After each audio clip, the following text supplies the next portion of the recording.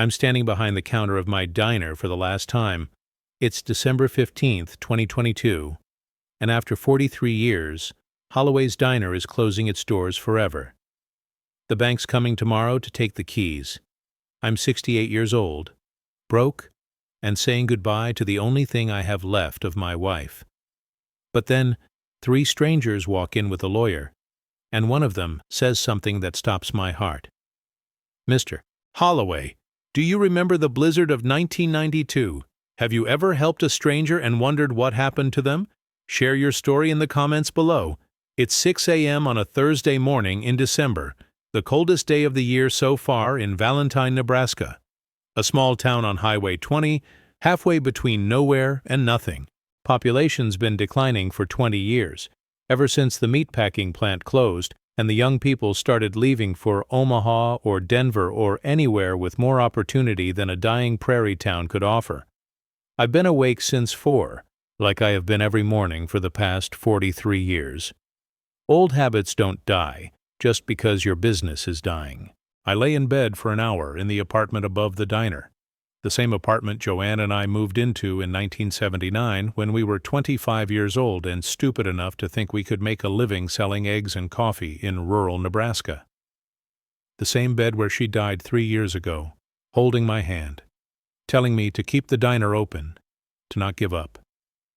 I gave up anyway, not right away, but slowly, month by month, bill by bill, until there was nothing left to do but surrender. I unlock the front door of Holloway's Diner, flip on the lights, and stand there for a moment, looking at the place I built with my own hands. Red vinyl booths along the windows, recovered twice in 1991 and 2008, getting more expensive each time. A long Formica counter with chrome-legged stools, some of them wobbling now because the welds are old and I can't afford to fix them. A jukebox in the corner that hasn't worked since 2003, but I can't bring myself to throw away because Joanne loved that jukebox, used to play Patsy Cline while she waited tables. The walls are covered with photos, layers of them, decades of them, overlapping like pages in a scrapbook. Customers celebrating birthdays, local high school sports teams after championship games, the Valentine High School class of '89 after prom, all of them crammed into the back room in their tuxedos and puffy dresses. The annual pancake breakfast fundraiser that we hosted for 35 years straight. Community events from 4 decades of being the heart of this town. There's a photo of me and Joanne on opening day, front and center above the register. Both of us 25 years old, grinning like idiots in front of our brand new diner. She's wearing her waitress uniform, pink dress with white apron, her name embroidered on the pocket, hair pulled back in a ponytail. I'm in my cook's apron, skinny as a rail back then, full head of brown hair that's now completely gray. We look like we're going to live forever, like nothing bad will ever happen to us, like this diner will outlast us both. 2 out of 3 wasn't bad. Joanne died 2 years ago, 2020, right before the pandemic hit and the world went insane. Pancreatic cancer. Diagnosis to death in 4 months. She spent her last weeks in the apartment upstairs, in our bed, looking out the window at the diner below. Sometimes customers would wave up at her. She'd wave back, even when she was too weak. "Promise me you'll keep it open," she said 3 days before she died. Her voice was barely a whisper. "The diner? It's our legacy, Frank. It's what we built together." "I promise," I said. I tried. God knows I tried. But the pandemic destroyed us. We went to takeout only for 18 months, lost 70% of our revenue. The overhead stayed the same. Rent, utilities, insurance, equipment leases. I took out loans I couldn't afford, maxed out credit cards, applied for every grant, every assistance program. Some helped, most didn't. By 2021, I was underwater. By 2022, I was drowning. The bank sent the foreclosure notice in September. I had 90 days. I spent those 90 days trying to find a buyer, someone who wanted a diner in a dying town. Nobody did. Why would they? Valentine, Nebraska wasn't exactly a growth market. So here we are, December 15th, 2022. The last day. Tomorrow the bank takes the keys, and Holloway's Diner becomes whatever corporate chain they can sell it to. Probably a Dollar General. Everything becomes a Dollar General eventually. I walk behind the counter, tie on my apron, the same style I wore in that photo, just 43 years more worn, the white fabric gone gray from 1,000 washings, and start the coffee. The big industrial machine Joanne and I bought, used in 1982, that's broken down 50 times, and I fixed it 50 times because I refuse to replace it. It groans to life, gurgling and hissing, and within minutes the smell of coffee fills the diner. Rich, dark, familiar. The same smell that's greeted customers every morning since 1979. Outside, the sun's starting to come up over the Nebraska plains. December sunrise, painting the frozen grass gold and pink, long shadows stretching across Highway 20. It's beautiful. It's always been beautiful. That's what Joanne used to say. We might not have much, Frank, but we have this view. We have this light. That's worth something. Worth something, but not worth $180,000. Not worth saving the diner. I crack eggs onto the grill, lay out bacon, make hash browns from scratch like I've done every morning for 43 years. Muscle memory, knife work I could do blind. The rhythm of cooking that's been my meditation, my prayer, my way of processing life since I was younger than my customers' grandkids. This is the last time I'll make coffee in this diner. The last time I'll crack eggs on this grill. The last time I'll hear the bell above the door jingle when customers walk in. The bell jingles. Morning, Frank. It's Deputy Jimmy Scott, Sheriff's Department, works the night shift, stops in every morning at 6:15 for coffee and eggs before going home, been doing it for 12 years. Morning, Jimmy. Usual? Yeah. And Frank? He pauses, takes off his hat. I'm real sorry about today. This town won't be the same without this place. Thanks, Jimmy. He sits at the counter. I pour his coffee. We don't talk. What's there to say? In small towns, some losses are too big for words. The regulars have been coming by all week to say goodbye, to tell me stories about their first date here, or their wedding reception in the back room, or Sunday breakfast after church for 30 years straight. A lot of crying, a lot of hugging, a lot of, I'm so sorry, Frank, me too. I'm sorry too. The morning rush, if you can call 8 people a rush, comes and goes. The Hendersons, married 62 years, same booth by the window, same order. 2 scrambled, bacon, wheat toast, split a side of hash browns. They don't say much, just hold hands across the table and cry quietly while they eat. Pastor Williams from First Lutheran, black coffee, stack of pancakes, leaves me a $50 tip he can't afford. The Choi family, who've owned the hardware store since 1989. They bring their 3 kids, let them order whatever they want, chocolate chip pancakes, extra whipped cream, the works. When they leave, Mr. Choi shakes my hand and says, "You were here when we arrived in this town. You made us feel welcome when not everyone did. Thank you." By noon, the lunch crowd has thinned out. Just a few stragglers. Teenagers from Valentine High School cutting class to eat burgers one last time. Old farmers nursing coffee and complaining about the weather like they've done at this counter for decades. I'm in the back, washing dishes, when I hear the bell above the door. "Be right with you," I call out, drying my hands on a towel. When I come back to the front, there are 4 people standing by the door. 3 of them are in their 30s. 2 men and a woman, all dressed nice, like they've got somewhere important to be. The 4th is an older man in a suit, carrying a briefcase. Lawyer? Probably. You can always tell. They look out of place in my diner. Too polished? Too expensive? Not the kind of people who usually stop in Valentine unless they're lost. "Afternoon," I say, grabbing menus. "Sit anywhere you like." They choose a booth by the window. I bring them water and silverware, pull out my order pad. "What can I get you folks?" The woman speaks first. She's maybe 39, auburn hair, sharp green eyes, wearing an expensive black blazer. "Just coffee for now, please." For all of us. Coming right up. I pour 4 coffees, bring them to the table.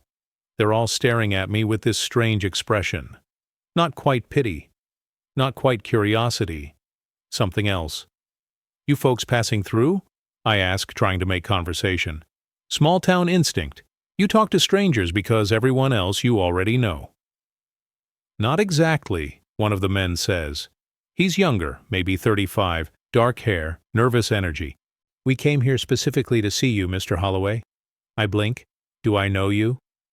No, the woman says gently. But we know you. Or we did, a long time ago. Mr. Holloway, do you remember December 1992? A blizzard? A family that broke down outside your diner? The world tilts sideways. December 1992. The blizzard. The family with 3 little kids. Oh my God. The Doyles, I whisper. The woman's eyes fill with tears. Yes, I'm Ashley Doyle. This is my brother Jeremy and my brother Zach. You let us sleep in your diner that night. You fed us. You gave our parents money for car repairs. You saved us. I have to sit down, pull up a chair from the next table and just sit because my legs won't hold me anymore. You were just kids, I say. You were tiny. I don't understand. How did you find me? Let me tell you about that night in December 1992. Let me tell you how this started. Let me tell you about the night that changed everything, even though I didn't know it at the time. It was December 23rd, 1992, 2 days before Christmas. Joanne and I had been running the diner for 13 years by then. We were 38 years old. Still young, still hopeful, still trying for kids even though the doctors kept telling us it probably wasn't going to happen. The blizzard hit around 4 p.m. Not the gentle snow that drifts down and makes Nebraska look like a Christmas card. The violent kind. The kind that kills people. Wind so strong it knocked out power lines across 3 counties. Snow so thick you couldn't see 10 feet in front of you. Temperatures dropping to 15 below zero. Wind chill making it feel like 30 below. The National Weather Service was calling it the worst blizzard to hit western Nebraska in 20 years. Telling people to stay home, stay off the roads. This was life-threatening weather. I was supposed to close at 9 p.m., but by 6 p.m., the roads were impassable. Highway 20 was a skating rink. The parking lot was buried under 2 feet of snow and it was still coming down. The last customer left around 6:30. Old Mr. Peterson, who lived 3 blocks away and insisted he could walk home even though Joanne and I both told him he was crazy. He made it.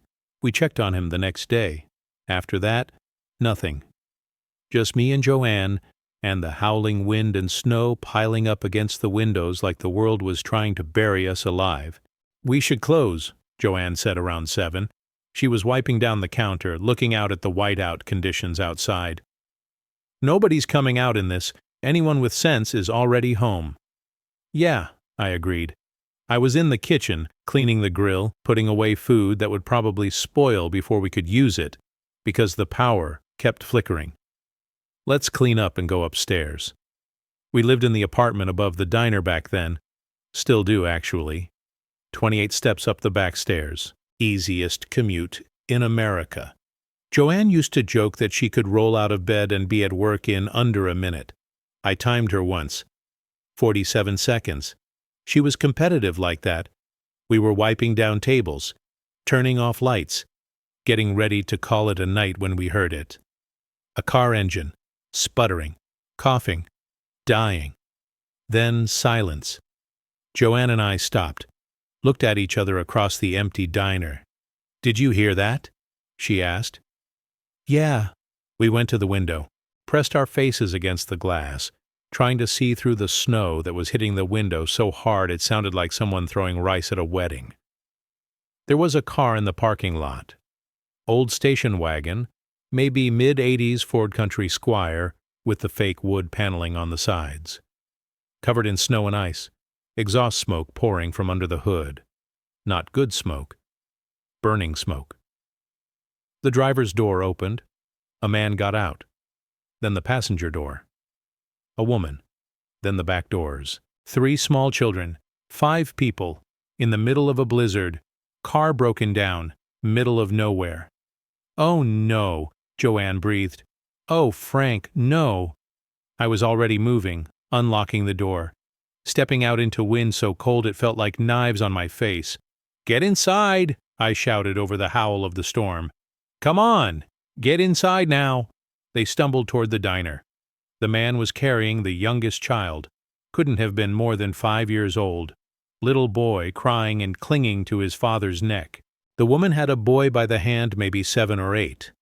A girl, older, 9 or 10 maybe, was walking between them, head down against the wind. They fell through the door more than walked through it.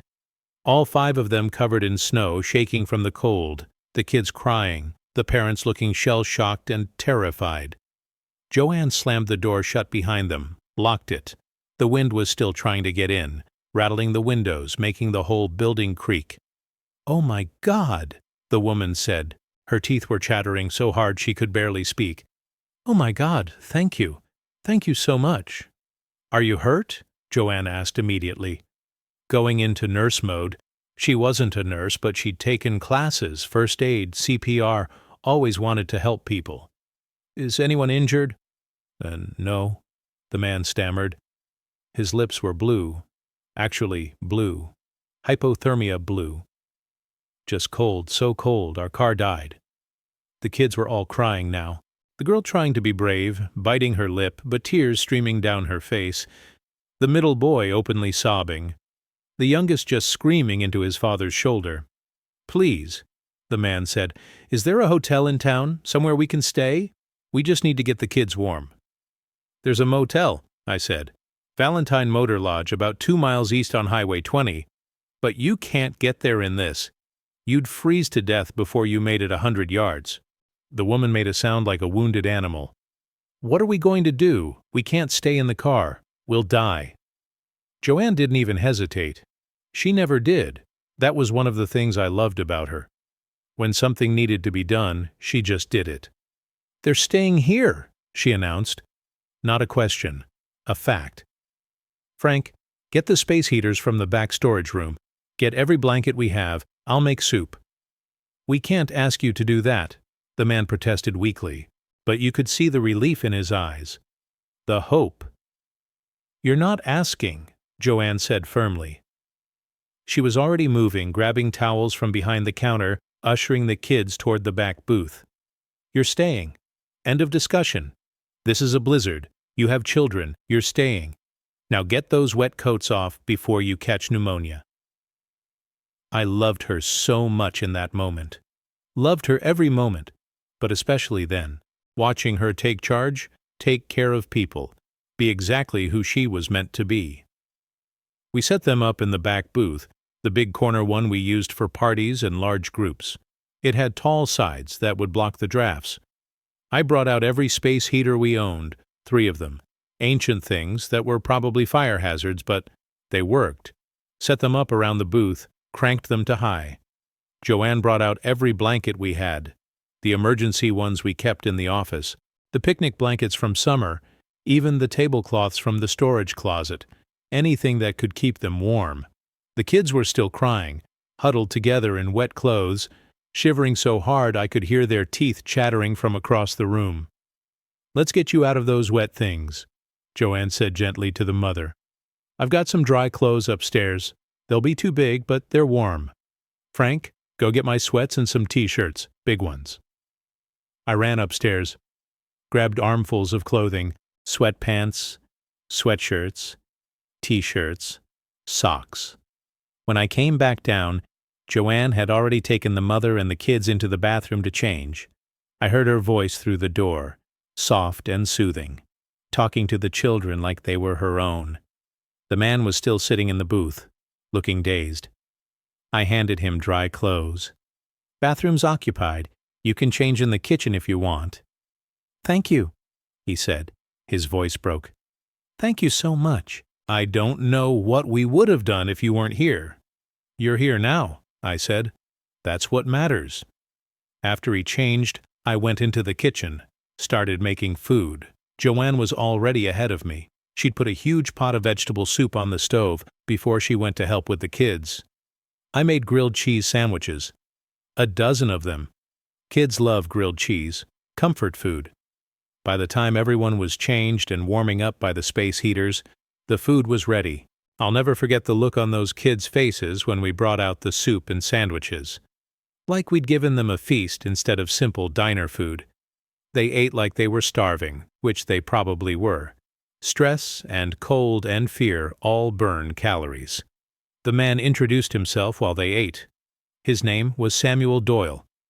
His wife was Tracy. The kids were Ashley, 9 years old, Jeremy, 7, and Zachary. They called him Zach, who was 5. "We're from Kansas City," Samuel explained. He was warming his hands on a mug of coffee, color finally coming back to his face. "Driving to Tracy's parents' place in Rapid City, South Dakota for Christmas. We were supposed to stop in North Platte for the night, but we were making good time. Thought we could push through. Save the hotel money. Get there earlier tomorrow." "Then the storm hit," Tracy added quietly. "We should have stopped. Should have found shelter earlier. But by the time we realized how bad it was going to get, we were in the middle of it. And then the car started making that terrible noise, and smoke started coming from the engine, and—" She didn't finish. Didn't need to. We all knew how close they'd come to disaster. "What's wrong with the car?" I asked. "I have no idea," Samuel said with a bitter laugh. "I'm an accountant. I can tell you how to structure your tax return, but I can't tell you what's wrong with a car. We were going to have Tracy's dad look at it when we got to Rapid City. He's handy with cars. But now—" "I'll take a look in the morning," I said. "When the storm clears. I'm not a mechanic, but I know enough to figure out what's wrong." "We don't have money for repairs," Tracy said quietly. She was looking down at her soup, not meeting our eyes. "We spent everything we had on Christmas presents for the kids and gas to get to Rapid City. We were counting on staying with my parents, not paying for hotels or car repairs. We're broke until Samuel's next paycheck in January." The shame in her voice broke my heart. That particular shame of not having enough, of being stranded and helpless. I'd been there. Different circumstances, but I'd been there. Joanne reached across the table, took Tracy's hand, squeezed it. "Don't worry about that now," she said softly. "Let's just get through tonight. Tomorrow we'll figure out the rest. Right now you're safe. Your kids are warm. That's all that matters." Zach, the youngest boy, looked up at Joanne with these big brown eyes. "Are you an angel?" Joanne laughed. "No, sweetie, just a person trying to help." "You seem like an angel," he insisted. We stayed up with them until almost 2 in the morning. The kids fell asleep first, exhausted and full and finally warm. They curled up in the booth under piles of blankets, looking like a puppy pile, all tangled together. Samuel and Tracy tried to stay awake but eventually dozed off too, sitting up in the booth, Tracy's head on Samuel's shoulder, his arm around her. Joanne and I sat at the counter, drinking coffee, watching them sleep, listening to the storm rage outside. "We're not charging them," Joanne said after a long silence. It wasn't a question. "No," I agreed. "We're not." "And you're going to fix their car?" "If I can, if it's something I can fix." "And you're going to give them money." I looked at her. She was smiling. That smile that made me fall in love with her when we were 19 years old and she was waitressing at a truck stop in Scottsbluff and I was a cook just back from Vietnam with no idea what to do with my life. "How much?" I asked. "However much they need," she said simply. "Joe, we're not rich. We're barely making ends meet as it is." "I know. But they have less than we do. And it's Christmas. And look at them, Frank. Look at those babies sleeping. What kind of people would we be if we didn't help?" I looked at the Doyle family sleeping in our diner. Looked at my wife, beautiful and stubborn and kind to her bones. Made a decision that felt right in my chest, in the place where good decisions live. "Okay," I said. "We'll help them. Whatever it takes." She kissed me, right there at the counter. "That's why I married you. Because you're good, Frank Holloway, all the way through." The storm cleared around 5 a.m. I went out to look at their car while everyone was still sleeping. It was bad. Really bad. They'd need a tow to a real mechanic, probably $400 to $600 in repairs, plus the cost of the tow. They didn't have it. I knew they didn't have it. I went back inside. Joanne was making breakfast, pancakes, scrambled eggs, bacon, the works. The kids woke up to the smell of food and the sight of snow sparkling in the morning sun. "It's like a Christmas miracle," little Zach said, his eyes wide. After breakfast, I pulled Samuel aside. "I looked at your car. The transmission's shot. You're going to need a tow and a mechanic." His face fell. We can't afford that. I'll have to call Tracy's parents, see if they can wire us money, but it's Christmas Eve tomorrow and I don't know if the banks are even open." I pulled $100 out of my wallet, put it in his hand. "Here," I said. "There's a mechanic in town, Joe's Garage on Main Street. He's good and he's honest. Tell him Frank sent you. He'll come here and get you fixed up." "I can't take this." "Yes, you can. Consider it a Christmas present." "But, Samuel," I put my hand on his shoulder, "you've got 3 kids who want to see their grandparents for Christmas. You've got a wife who's been nothing but gracious and kind even though you're stranded in a strange town. Take the money, get your car fixed, get to Rapid City, have a good Christmas. That's all I want." His eyes filled with tears. "How do I pay you back?" "You don't. Don't worry about it." They left around noon on December 24th, 1992. Joe had fixed their transmission for $200, charged them half his usual rate because I asked him to. Samuel tried to give me the $100 back, said they'd make do with the money Tracy's parents could send, but I refused. "Merry Christmas," I said. Tracy hugged Joanne. "We'll never forget this. Never." The kids waved from the back window as they drove away. Little Zach pressed his hand against the glass. I waved back. That was the last time I saw them. Until today. December 15th, 2022, 30 years later. "How did you find me?" I ask again.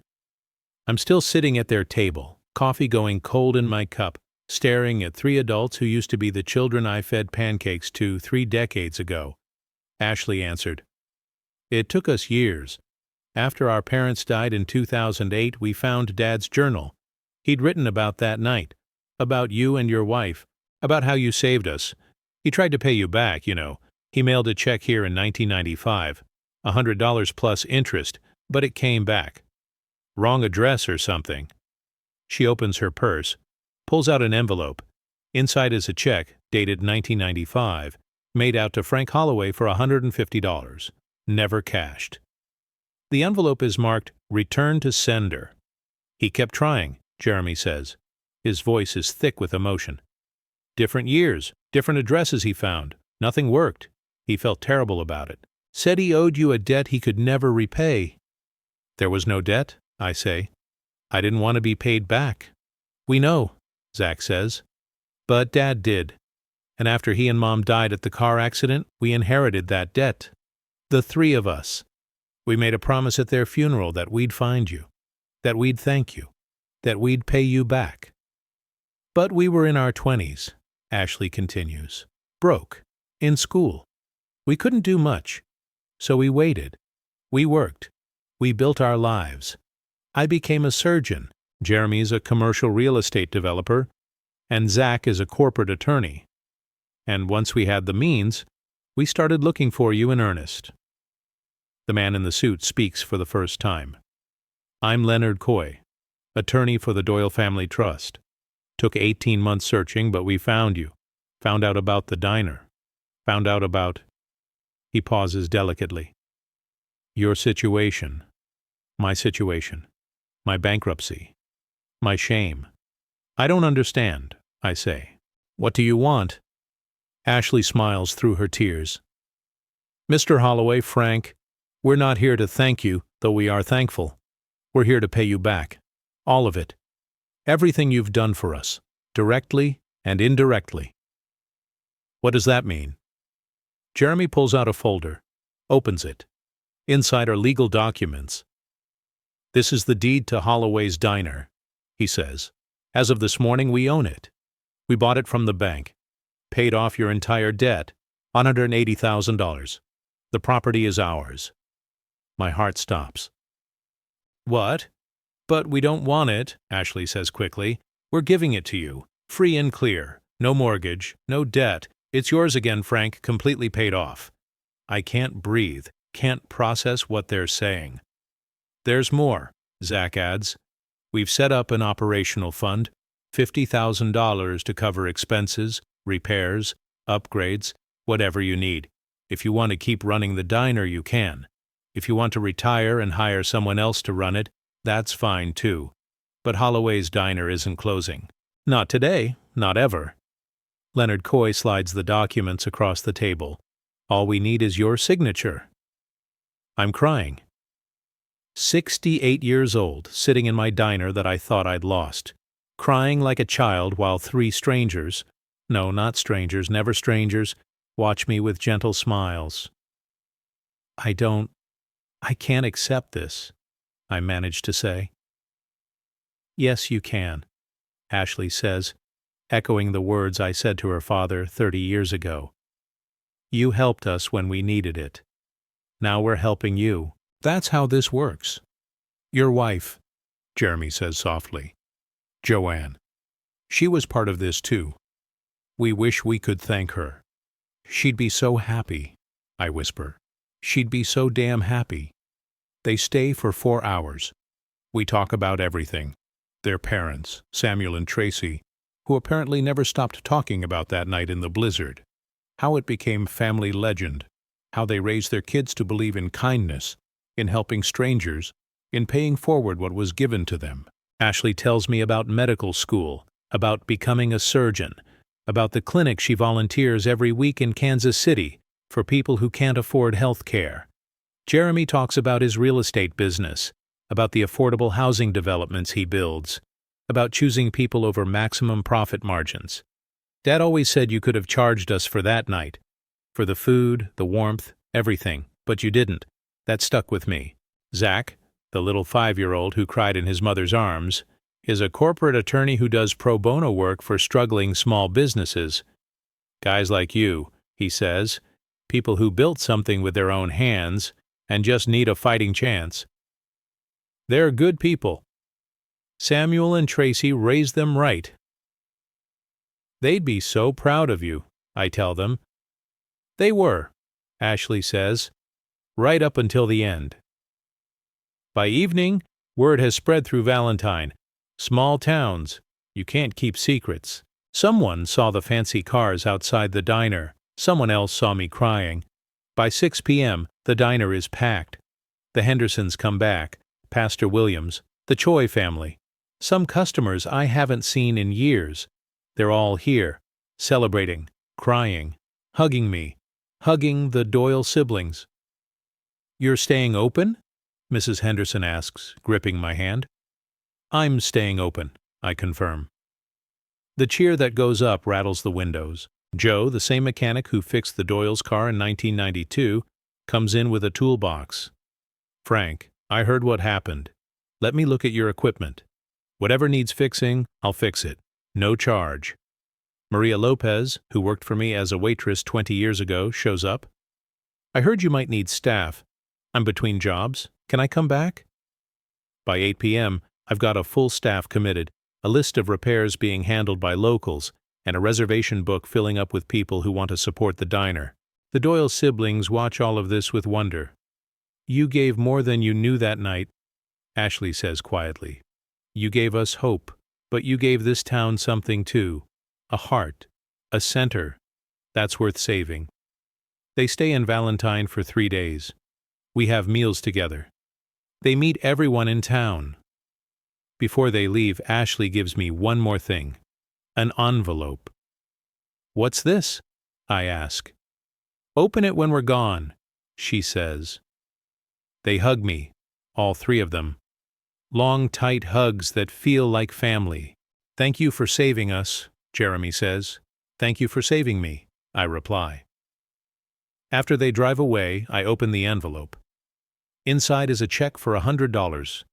and a note in handwriting I don't recognize, but somehow know is Samuel's, dated 1995. Dear Frank, I've tried to return this money 5 times. It keeps coming back, so maybe this is meant to stay with you until the day you need it most. Thank you for teaching my children that kindness matters. Thank you for giving us Christmas when we had nothing. You saved more than our trip that night. You saved our faith in people. I hope you're well. I hope your diner is thriving. I hope Joanne is still making the best pancakes in Nebraska. And I hope you know that what you did mattered. It mattered then. It matters now. It will matter forever. With eternal gratitude, Samuel Doyle. I sit down at the counter, my counter, debt-free, mine again, and cry. It's been 6 months since that December day. Holloway's diner is thriving. We're busier than we've been in a decade. People drive from 3 counties over just to eat here, to be part of the story. I hired back my old staff, gave them raises I can finally afford. The Doyle siblings visit every few months, and every morning, when I unlock the door and turn on the lights and start the coffee, I look at the photo of me and Joanne from opening day. I talk to her like she's still here. We made it, Joe, I say. The diner's going to be okay. We're going to be okay. So let me ask you, what would you have done in my position all those years ago? Would you have let them stay? And what would you do if someone showed up 30 years later to repay a kindness you'd forgotten about? Let me know in the comments below. And if this story touched your heart, if it reminded you that good deeds matter, hit that subscribe button. Because the world needs more stories like this. Stories that prove kindness doesn't disappear. It just waits for the right moment to come home.